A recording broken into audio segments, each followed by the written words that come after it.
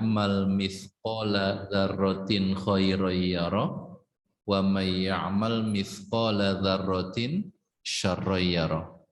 Kalau kita berbuat baik, maka akan datang kebaikan. Kalau kita berbuat buruk, maka akan datang keburukan. Jadi sunnatullah itu hukum Allah sediakan di alam ini. Sudah Allah sediakan, hukumnya sudah Allah sediakan. Kalau diibaratkannya, ada buah bergelantungan di atas langit ini, tapi gaib, tidak nampak. Dari sekian banyak buah yang tak terhingga itu, jenisnya cuma ada dua. Ada buah kebaikan dan ada buah keburukan. Jika kita melakukan kebaikan, kita beribadah, kita beramal soleh, maka kita jatuhkan buah yang baik itu kepada kita. Mithqala dzarratin khairan yarah.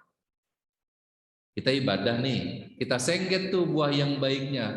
Jatuh kepada kita, itu namanya keberkahan. Gitu. Kemudian ada orang yang berbuat buruk. Dia bermaksiat, melanggar syariat Allah, sama dengan dia jatuhkan buah yang buruknya kepada dirinya. Ketika buah itu jatuh dan mengena kepada dirinya, itu namanya peringatan atau teguran. Itu tanda cinta Allah. Jadi kalau ada orang berbuat dosa, tahu-tahu dia mengalami keburukan, apa saja bentuknya, oh itu Allah sayang. Allah sayang banget, namanya peringatan, diingatkan.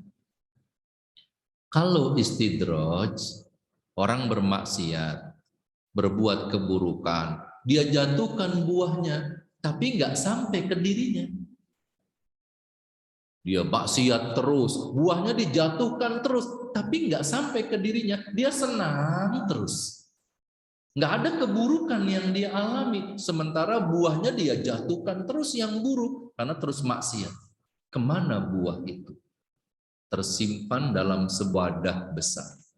Ketika penuh, baru dia jatuh. Itulah istidraj.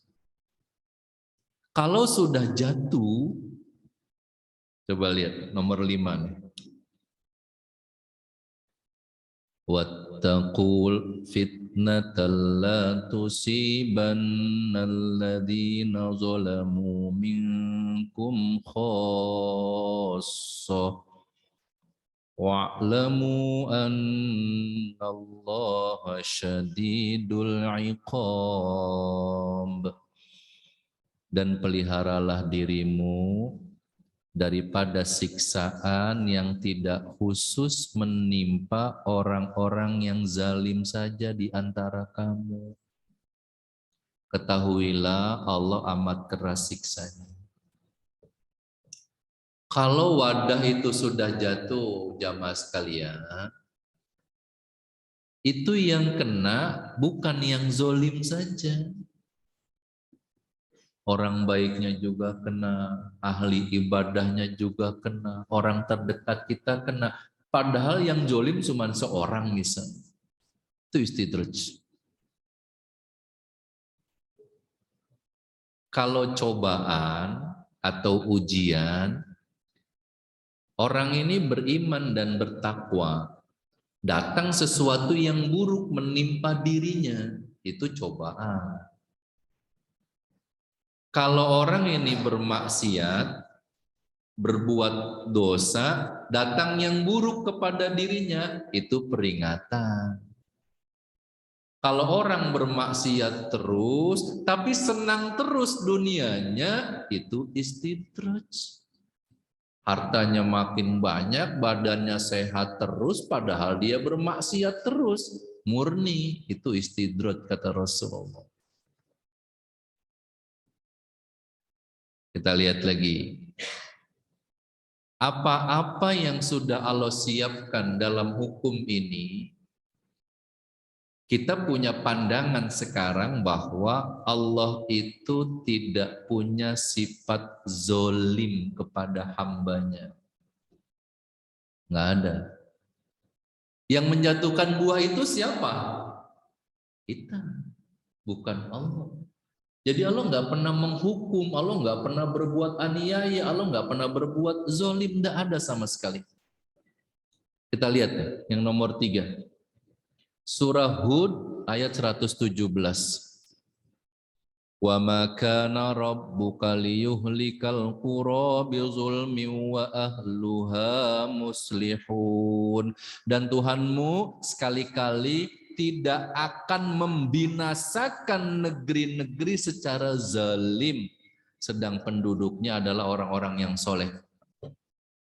Nggak mungkin, Pak. Kalau penduduknya orang soleh, kemudian Allah luluh lantahkan negeri itu, nggak mungkin kata Allah. Aku nggak bakal zolim.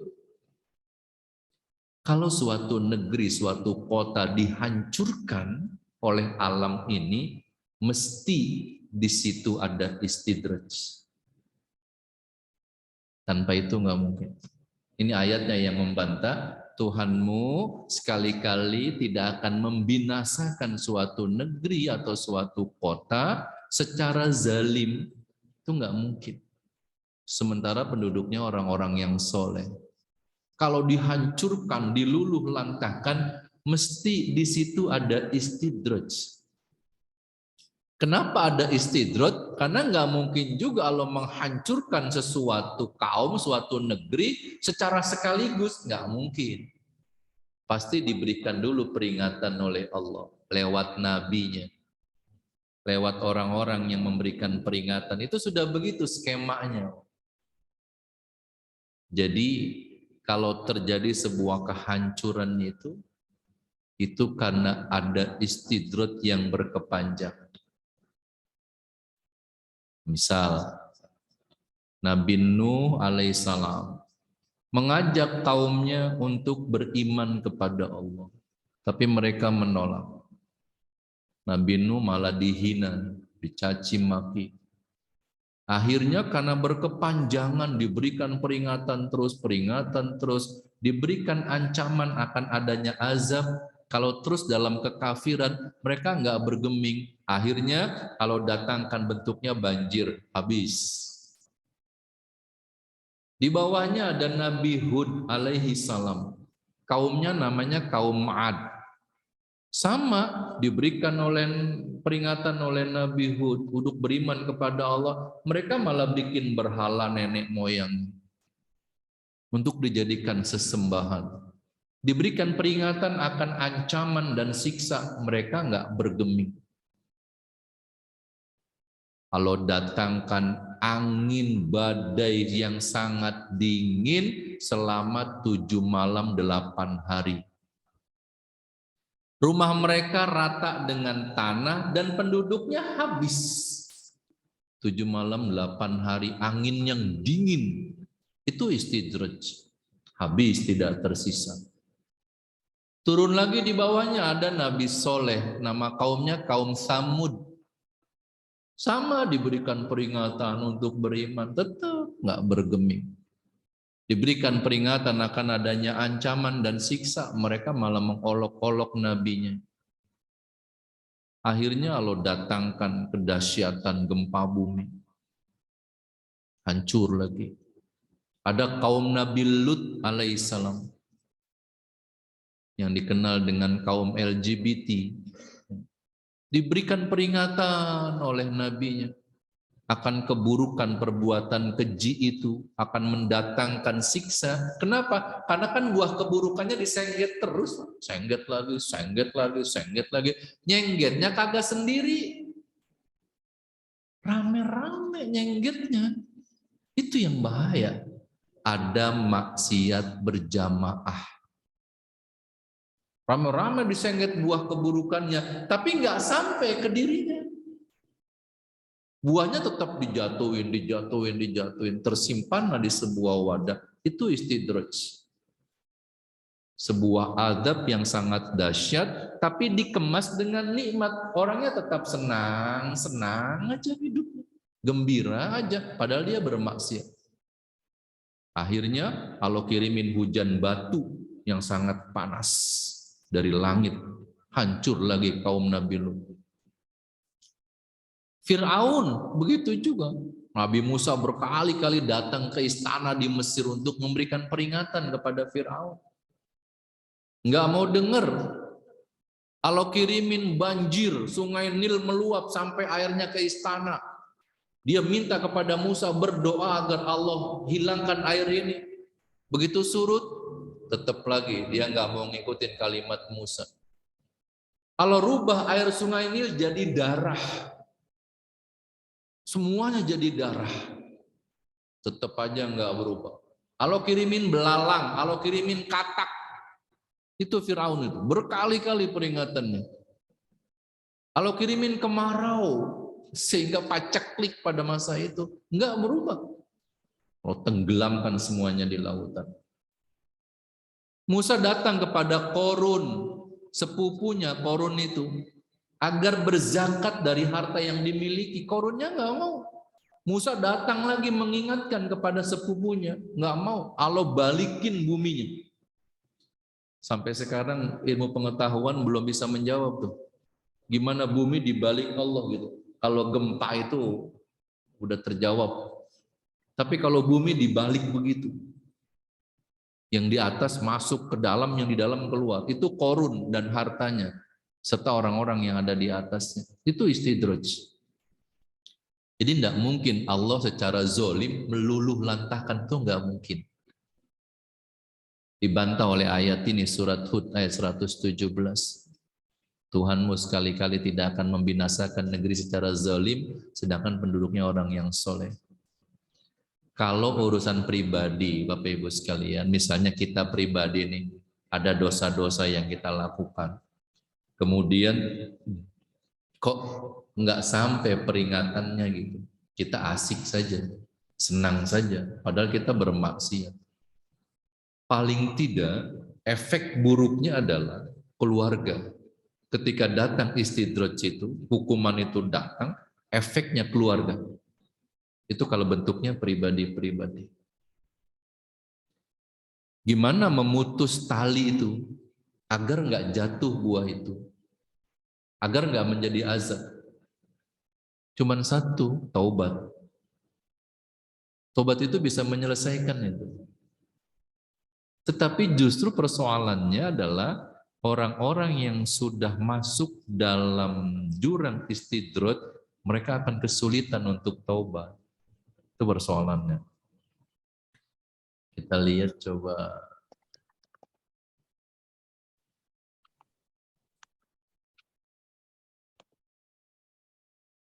Indikatornya dulu nih.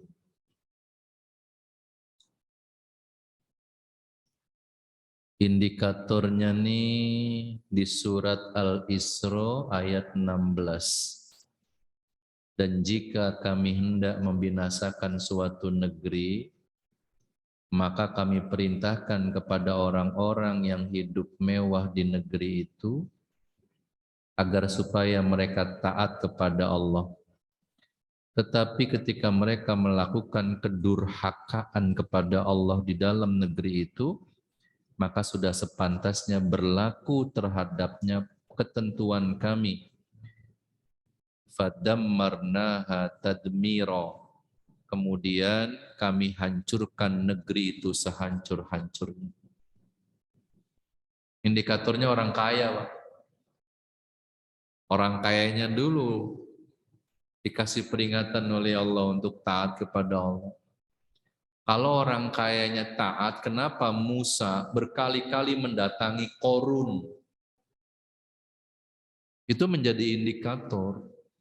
Kalau orang kayanya taat kepada Allah, kemudian dia mengayomi orang-orang yang fakir dan miskin di kampung itu, di kota itu, maka itu akan menutup terjadinya istidraj. Tapi jika orang kayanya sudah berlaku zalim, itu indikator terakhir tuh. Indikator terakhirnya itu. Fadammarnaha tadmira, kata Allah, kami akan hancurkan negeri itu sehancur-hancurnya. Nauzubillah. Nih Bapak Ibu sekalian, kita bedakan dulu ya. Jadi kita bisa memilah dulu dah mana keberkahan, mana istidraj. Kalau kita nggak ibadah, kemudian kita mengalami keburukan dalam hidup kita, udah itu peringatan. Kita harus bahagia. Karena kalau diberikan peringatan, berarti buahnya jatuh sampai kepada kita. Itu nggak jadi istidraj. Kan buahnya sampai kepada kita. Aman. Cuman kalau dikasih peringatan berkali-kali, tidak juga kembali kepada Allah, wa ilaina turja'un, tidak juga pulang kepada Allah, ya sama saja. Mungkin butuh sesuatu yang lebih dahsyat daripada apa yang jatuh itu. Kalau cobaan tadi, dia beriman, dia bertakwa, tiba-tiba ada keburukan yang datang. Itu mencobaan. Keimanan cukup, dia sabar, dia merapikan sholatnya, maka Allah akan angkat derajat dia. Jadi yang disebut cobaan, orangnya beriman dan bertakwa. Datang keburukan, itu cobaan. Kalau cobaannya datang, itu datang tuh, ya udah, biarin aja. Cukup sabar, kembalikan kepada Allah, dan rapihkan sholat. Yang wajib dan yang sunat. Maka cobaan yang datang itu, tak dia datang, dia sabar, dia merapikan sholatnya, naik lagi dia, Pak. Pergi lagi itu cobaan. Dia sampai, tak, nggak lama, dia pergi lagi. Nggak usah diselesaikan, nanti Allah yang menyelesaikan. Cukup sabar, rapihkan sholat, nanti Allah yang merapihkan urusan kita itu. Naik lagi dia, itu namanya cobaan. Syaratnya iman dan takwa. Tapi kalau kita nggak beriman, kita nggak bertakwa, kita nggak beramal soleh, kemudian ada yang buruk, itu bukan cobaan, itu peringatan, itu teguran. Kalau dia maksiatnya istiqomah, nah, gimana tuh? Maksiatnya istiqomah gitu. Maksiatnya terus saja. Datang keburukan yang dahsyat. Itulah istidraj. Bisa kita bedakan ya. Bisa kita bedakan mana ujian, mana teguran, mana istidraj. Hukuman yang ketika datang tidak hanya menimpa orang yang zalim saja, Pak. Orang solehnya kena, ahli ibadahnya kena, yang lagi ngaji di dalam masjid, masjidnya hancur, mati semuanya. Itu orang-orang beriman. Tapi bagi mereka dihitung sebagai syahid. Rasulullah sampaikan itu. Orang beriman bertakwa ada keburukan menimpanya, dia meninggal menjadi korban, dihitung syahid. Kalau kemudian dia selamat, Allah mau angkat derajat dia. Cukup sabar, itu cobaan keimanan. Jadi bagi orang-orang beriman itu semuanya indah aja, Pak. Kalau kita nggak jadi korban, nggak meninggal gitu. Kalau kita meninggal, meninggalnya syahid. Kalau nggak meninggal, Allah mau angkat derajat kita. Lewat cobaan itu. Bocah aja sekolah, pengen ujian biar bisa naik gitu. Jadi ketika Allah berikan cobaan ujian itu, Allah mau naikin derajat kita. Kapan waktunya? Kita lihat halaman yang ketiga. Yang pertama surah Al-A'raf ayat keempat. Wa kam min qaryatin ahlaknaha faja'aha ba'suna bayatan auhum qailun. Betapa banyaknya negeri yang telah kami binasakan, maka datanglah siksaan kami menimpa penduduknya di waktu mereka berada di malam hari atau di waktu mereka sedang istirahat di siang hari. Ini ayat pertama, malam terjadinya bencana itu yang dahsyat. Yang kedua lagi istirahat di siang hari. Jam berapa tuh? Johor ya? Johor. Terus yang surat ayat 97-99-nya surat Al-A'raf juga. Maka apakah penduduk negeri itu merasa aman dari kedatangan siksaan kami kepada mereka di malam hari di waktu mereka sedang tidur? Yang kedua, apakah penduduk negeri itu merasa aman dari kedatangan siksaan kami kepada mereka di waktu duha? ketika mereka sedang asik beraktivitas. Yang ketiga, apakah mereka merasa aman dari azab Allah yang waktunya tidak diduga-duga, tidak disangka-sangka. Ada 3 yang disebutkan di malam hari ketika sedang asik tidur. Yang kedua, di tengah hari ketika sedang istirahat. Yang ketiga, di waktu duha. Tinggal diingat-ingat dah. Bencana-bencana besar itu terjadinya di waktu apa? Coba ingat-ingat. Yang sudah terjadi ya. Lihat waktunya. Kejadiannya jam berapa? Nggak akan keluar dari kalimat ayat ini. Nggak akan keluar. Allah sudah berikan keterangan kepada kita semuanya. Bentuknya tadi banyak ya. Nabi Nuh bentuknya banjir, Nabi Lut ada hujan batu, ada yang ditenggelamkan ke dasar bumi. Segala macam bentuk sudah Allah berikan pelajaran pesan yang terjadi pada umat-umat terdahulu. Itu ibrah. Itu pelajaran buat kita semuanya. Kalau kemarin kok banyak terjadi gempa bumi gitu. Kemudian kita mau katakan, itu fenomena alam. Ya tidak, fenomena alam. Mesti ada sesuatu. Coba kita lihat hadis yang terakhir nih. Dari Salamah bin Nufail As-Sakuni radhiyallahu an, beliau berkata, kunna julusan inda Rasulillahi sallallahu alaihi wasallam. Kami pernah duduk-duduk bersama Rasulullah sallallahu alaihi wasallam, lalu beliau menuturkan hadisnya, wa dzakarul haditsa wa fihi wa baina yaday sa'a mautanun syadidun wa ba'dahu sanawatuz zalazil. Rasul bersabda, sebelum kiamat terjadi akan ada 2 kematian yang sangat dahsyat. Dan setelah itu terjadi tahun-tahun yang dipenuhi dengan gempa bumi. Hadis riwayat Ahmad. Hadis di atasnya dari Abu Hurairah radhiyallahu an, beliau berkata Rasulullah sallallahu alaihi wasallam bersabda, la taqumu sa'atu hatta takthuruz zalazil. Tidak akan tiba hari kiamat hingga banyak terjadi gempa bumi.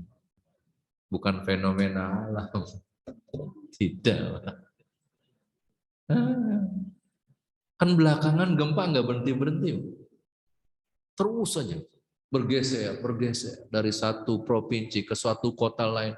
Terus saja. Coba perhatikan. Lihat berita di televisi dari BMKG. Satu hari berapa kali terjadi gempa. Kalau kita orang-orang beriman, kita kembali rujuk ilal Quran was sunnah, kita kembali kepada Quran, kembali kepada hadis Rasulullah, kita akan dapat jawabannya. Ini tanda-tanda yang Rasul sudah sebutkan. Tapi hadis yang di bawah ini yang menarik riwayat Imam Ahmad. Sebelum kiamat, tanda-tanda kiamat itu. Ada 2 kematian yang dahsyat. Kematian dahsyat itu bukan menimpa satu keluarga, menimpa satu kampung, satu kota, enggak. Tapi menimpa seluruh bumi. Mengalami kematian-kematian itu yang dahsyat. Ada 2 kali kata Rasulullah.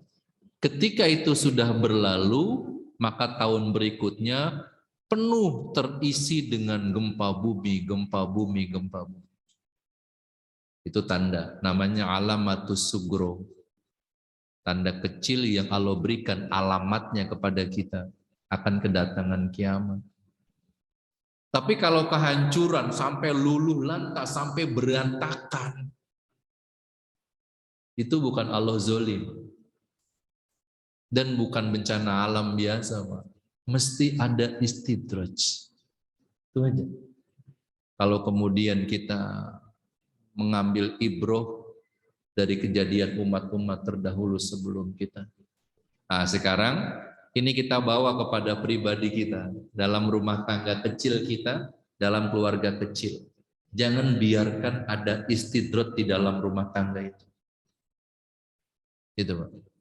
Apakah bentuknya dengan tidak melaksanakan ibadah atau melakukan kemaksiatan yang lainnya.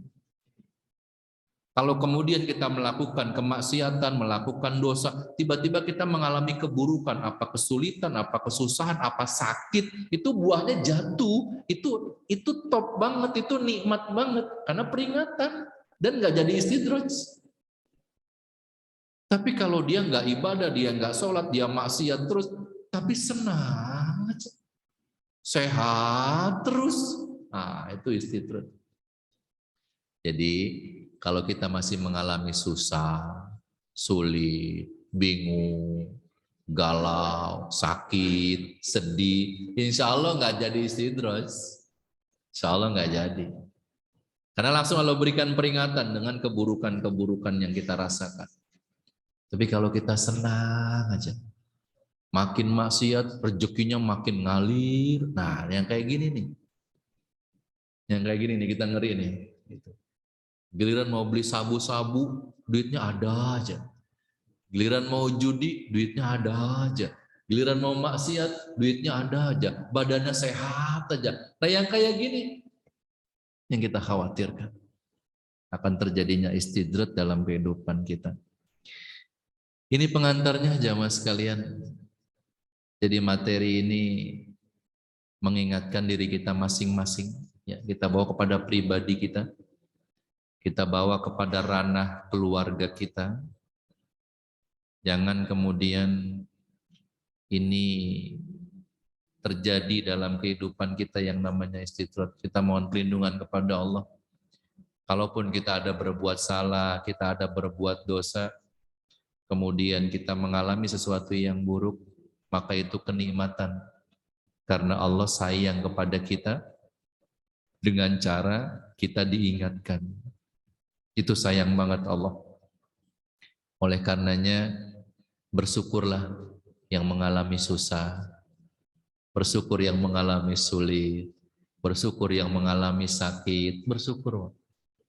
Karena itu memutus tali datangnya azab dalam bentuk istidraj, diputus dengan keadaan-keadaan seperti itu. Dan mudah-mudahan sekecil apapun peringatan yang Allah sampaikan langsung memotivasi kita untuk semakin dekat dengan Allah Subhanahu wa taala dengan cara melaksanakan apa yang diperintahkan dan menjauhi apa yang dilarangnya. Demikian pengantarnya, masih ada waktu? Kalau ada yang mau di-sharing, kalau ada yang mau ditanyakan, mau disampaikan, silakan Pak.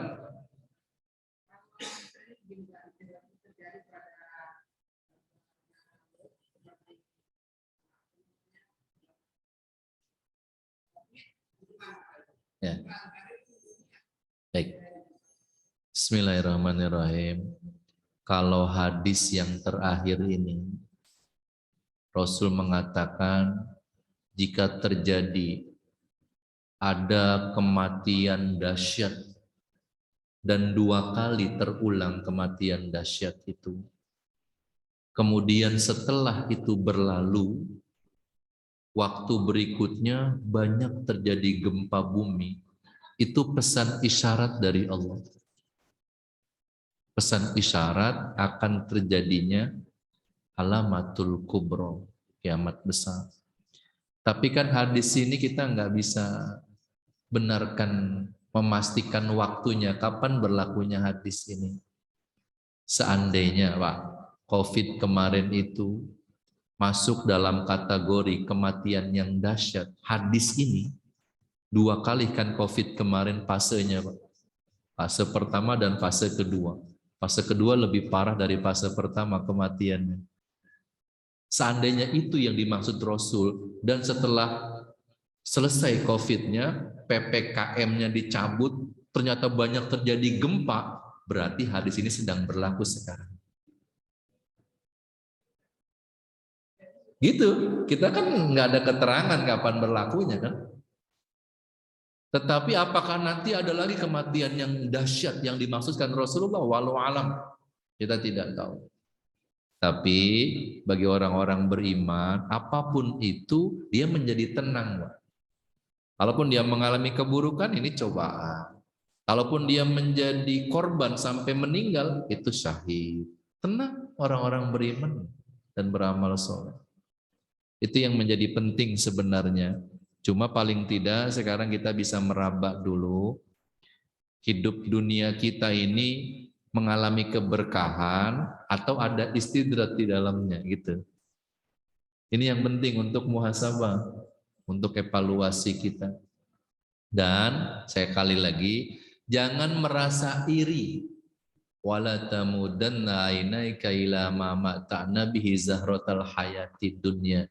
Jangan panjangkan matamu gitu ngelihat orang yang ada di atasmu yang sedang mendapatkan bunga kehidupan dunia, zahratal hayati dunya. Jangan iri. Dan jangan juga sebut katakan itu keberkahan, tidak juga. Atau kita sedang mengalami bunga kehidupan dunia, alhamdulillah Ustaz, saya lagi berkah. Tar dulu. Iman takwa atau enggak? Kalau iman takwa, alhamdulillah barokatin minas samai wal ardh. Allah yang berikan pintu-pintu keberkahan dari langit dan dari bumi, ya. Mudah-mudahan Allah berikan keberkahan kepada semua kita semuanya, karena kita selalu berusaha untuk menjaga iman kita dan meningkatkan kualitas ketakwaan kita kepada Allah Subhanahu wa taala. Kafaratul majlis, subhanakallahumma wa bihamdika asyhadu an la ilaha illa anta astaghfiruka wa atubu ilaik. Assalamualaikum warahmatullahi wabarakatuh.